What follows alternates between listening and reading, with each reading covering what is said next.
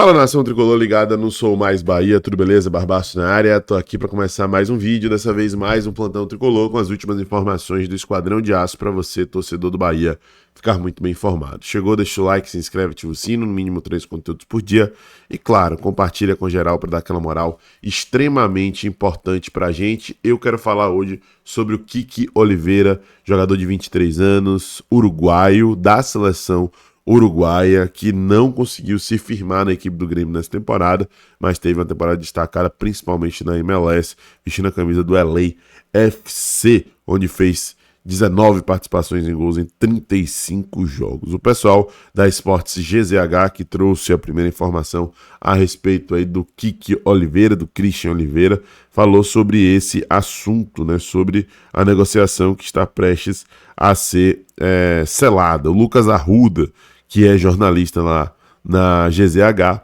falou um pouco sobre essa situação e a gente vai trazer aqui o que foi dito pelo profissional, pelo jornalista. Vamos ver.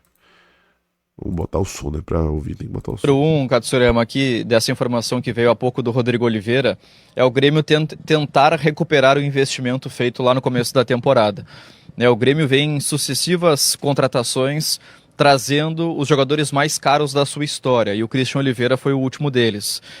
Não dá para dizer, e aqui eu sei que muitos torcedores vão discordar, que foi um mau negócio, ou que foi uma busca equivocada, porque o Grêmio naquele momento estava remontando o seu elenco, remobilizando a sua equipe, um novo técnico, novas características de jogo, e o Grêmio pinça no mercado da América do Norte um jogador selecionável. Isso por si só já traz um outro status.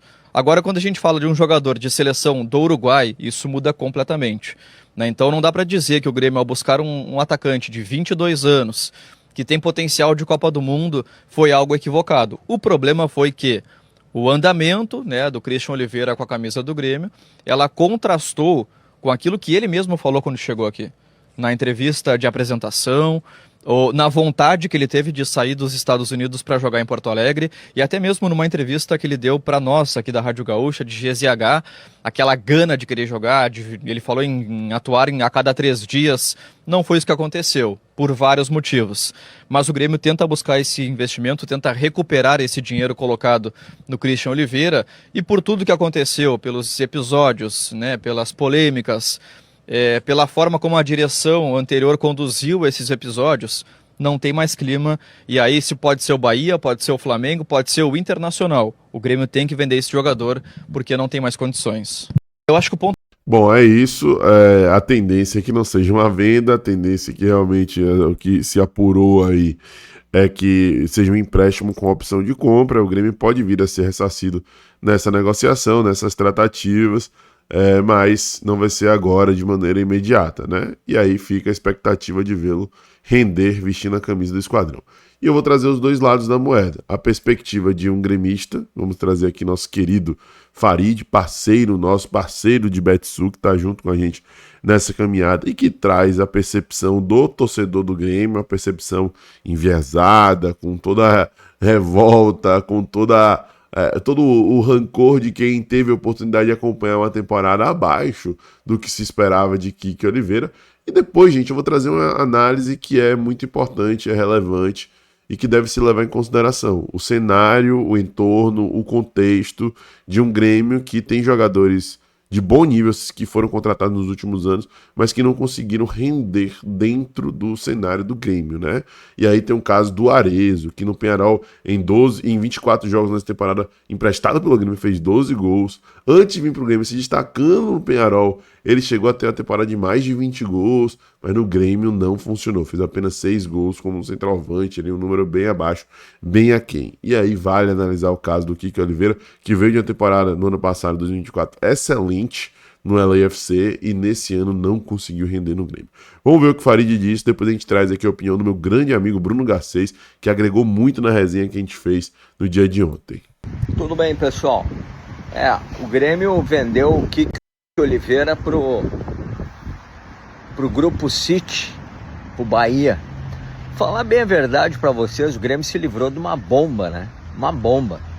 Jogador que veio para Porto Alegre, vai jogar a Copa do Mundo, seleção do Uruguai, chegou aqui só deu migué.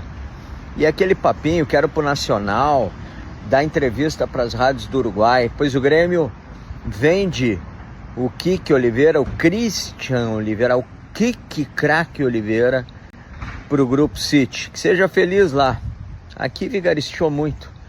O torcedor do Grêmio se iludiu e, pelo amor de Deus, fez coisas aqui que não dá nem para falar.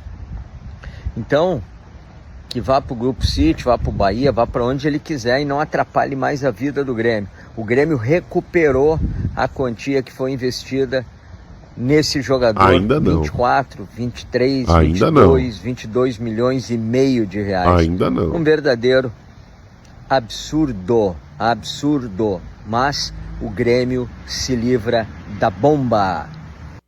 Ainda não recuperou o investimento, né? E a tendência é que não recupere.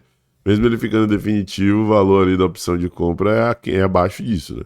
Mas enfim, tá aí, essa é a percepção do gremista médio, da maioria da torcida do Grêmio. Eu trouxe outro exemplo do análise de um torcedor do Grêmio que é diferente, que fala que o Kiki Oliveira chegou muito bem, chamou atenção, depois acabou caindo, se chateou com o fato de estar jogando deslocado de posição, a forma como o Mano Menezes administrou isso aparentemente não foi a adequada, ele estava jogando de ponta esquerda e se destacou, chegou no bom nível e se sente confortável jogando de ponta direita. Enfim, existem camadas, nuances que precisam ser observadas no meio desse processo para que a gente possa tirar uma conclusão. Aí eu tenho que fazer esse papel de advogado do diabo para a gente poder analisar o cenário completo e não apenas uma parte, uma camada, um capítulo de um livro, né? Então vamos ver aí o que o nosso querido Bruno Garcês, e só para poder brifar aqui e contextualizar, Bruno Garcês é especialista em futebol sul-americano. Ele acompanha absolutamente tudo. Ele acompanha, inclusive, mais o Kiki Oliveira no Boston River do Uruguai, time que, inclusive, a gente enfrentou na pré-Libertadores esse ano, do que o Grêmio brasileirão. Porque ele acompanha. Nosso querido Bruno Garcês, chileno, torcedor da Laú, da Universidade do Chile, trouxe a sua percepção sobre Kiki Oliveira. A gente vai trazer aqui agora. Vamos ver o que foi dito. A gente estava discutindo, e você provavelmente teve a oportunidade de acompanhá-lo lá no Boston River. Kiki Oliveira, segundo a imprensa gaúcha aí, o Globo Esporte já meio que cravou, tá encaminhado com o Bahia, atleta que se destacou no LAFC, mas no Grêmio não foi bem, jogou no Boston River, aqui na América do Sul. O que é que você pode dizer aí sobre Kiki Oliveira pra galera? Christian Oliveira, atacante de 23 anos uruguaio.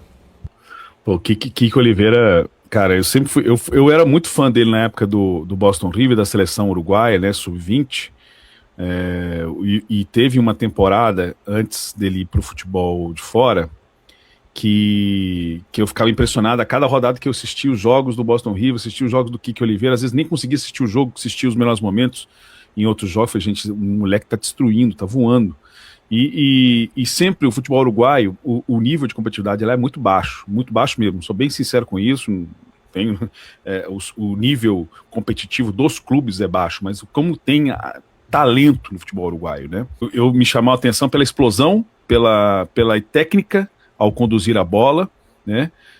Buscava muito a linha de fundo, algo que os extremos hoje nem todos fazem muito isso, tá? Tem muito extremo que busca muito busca o meio, tentar finalizar, busca para chutar, né? Mas buscar a linha de fundo para tentar uma jogada pela linha de fundo e fazer um cruzamento ou tentar ficar na cara do gol, se livrando do marcador, não são todos os extremos hoje que a gente encontra no futebol mundial, né? E no futebol sul-americano também não é diferente nesse sentido, não. Então o Kiki buscava muito a linha de fundo, gostava muito disso. E a força física, né?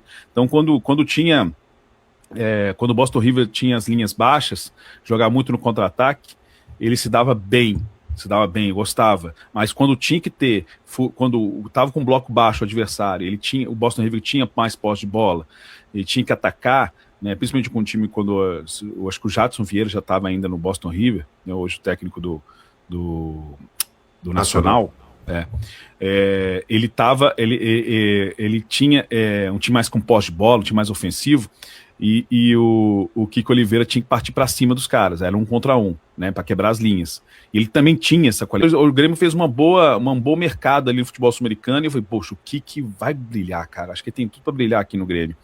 E até fez um primeiro turno bom. Eu acompanho esses caras de longe, eu faço questão de acompanhar Vidia Sante, os estrangeiros que estão aqui no futebol brasileiro. Então, assim, o Kiki Oliveira fez um bom primeiro turno, ele decidiu alguns jogos importantes lá, né? Só que depois teve uma queda. Só que, cara, o Grêmio oscilou muito na competição, né? Teve momentos que o Grêmio era um futebol do Mano Menezes que, cara, não me agradava, né? Então, nessa bagunça, o Kiko Oliveira também não se encontrou no segundo turno, principalmente. Acho que ele caiu muito de produção, mas eu vejo com bons olhos a volta, a permanência dele aqui no futebol brasileiro. Então, eu acho que é um jogador interessante para ficar aqui no futebol brasileiro. Ele tem condições de jogar com um time posicional, um time mais ofensivo, um time que toca mais a bola, que é o time do Bahia, né? Pelo menos o que a gente viu do melhor do Rogério Ceni nesse time do Bahia. E eu vejo com condições assim, de ele brilhar ainda aqui no futebol brasileiro. A gente estava discutindo e você... Enfim, gente, é uma visão, uma análise de quem acompanha. E eu trago o caso, como eu fiz ontem na live, do Arezzo, né? Matias Arezzo, jogador muito promissor, uruguaio, que chegou aí pro Granada muito cedo, voltou para América do Sul, para o Peñarol, depois foi para o Grêmio, voltou pro Peñarol, sabe? Um cara que já tem uma trajetória, um lastro aí enorme e tem apenas 23 anos de idade. Arezzo, ele fez 15 gols em 40 jogos no River Plate, ainda muito novo, em 2020. Em 2021, 16 gols em 29 jogos. Aí foi contratado pelo Granada, lá não conseguiu ter sequência, voltou pro Uruguai, só que direto pro Peñarol. 21 gols em 40 jogos. Aí ele chega no Grêmio. No Grêmio, ele faz um primeiro recorde de temporada em 2024, 100 gols em 12 jogos. E no ano seguinte, em 2025, esse ano, né, ele faz 6 gols em 25. Aí vai pro Peñarol, não se firmou no Grêmio, o Grêmio libera por empréstimo, 12 gols em 24 jogos. Então assim, no Grêmio ele não funcionou, e é um jogador de altíssimo nível, o Matias Arezzo. A gente chegou já a pedir a contratação dele antes dele vir pro Grêmio aqui no canal, né? Então assim, é necessário, gente, sempre falo isso, analisar para além de comentário, de torcedor e de números. Números falam muita coisa, mas não dizem tudo. Então é importante a gente ver esse cenário de maneira macro, né? No Grêmio, os estrangeiros não têm rendido. Não têm rendido. E estrangeiros de bom nível. Talvez o último que rendeu foi o Vidiaçante. Mas Aravena não rendeu, Arezzo não rendeu, Kiko Oliveira não rendeu. Será que o problema está nos estrangeiros? Fora, em outros times eles rendem, mas no Grêmio não. Então é importante a gente analisar esse cenário. Dito isto, tomara que Kiko Oliveira se encontre, renda em bom nível. Precisamos de jogadores para contribuir e agregar. Como eu falei na direita, o mundo ideal é ter um ponta direita no nível mais elevado que a Ademir, para poder superar até o próprio Ademir e alimentar essa competitividade, porque só o Bahia vai ganhar com isso, né? Então, vamos aguardar para ver o que na prática vai rolar. Claro, não esquece de deixar o seu like, se inscrever, ativar o sino e compartilhar, que é muito importante. Até a próxima, eu sou mais Bahia, eu sou mais do Nordeste. E você?